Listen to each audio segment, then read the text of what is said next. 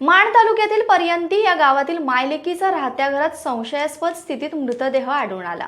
ही आत्महत्या की खून या निष्कर्षापर्यंत पोलीस पोहोचले नसून घटनास्थळी डॉग स्क्वॉड फॉरेन्सिक तज्ञ कसून तपास करीत आहेत। ही धक्कादायक घटना गुरुवारी सकाळी 7:30च्या सुमारास उघडकीस आली। या घटनेमुळे माण तालुक्यात प्रचंड खळबळ उडाली आहे। आई संपताबाई लक्ष्मण नरळे वय 75, मुलगी नंदाबाई भिकू आटपाडकर वय 58, दोघीही राहणार पर्यंती, तालुका माण, जिल्हा सातारा अशी मृत मायलेकींची नावे आहेत। याबाबत पोलिसांनी दिलेली माहिती अशी की संपताबाई आणि नंदाबाई या दोघीच घरात राहत होत्या।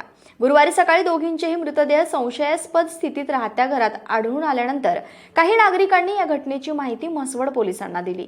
पोलिसांनी तातडीने घटनास्थळी धाव घेतली। दोघींच्याही तोंडातून फेस येत असल्याचे पोलिसांना दिसून आले। त्यांचा गळा आवळून खून झाला आहे की त्यांनी आत्महत्या केली आहे हे समोर आले नाही। दोन्हीही मृतदेह अद्यापही घटनास्थळीच आहेत। पंचनामा झाल्यानंतर मृतदेह शवविच्छेदनासाठी रुग्णालयात पाठवण्यात येणार असल्याचे म्हसवड पोलिसांनी सांगितले आहे।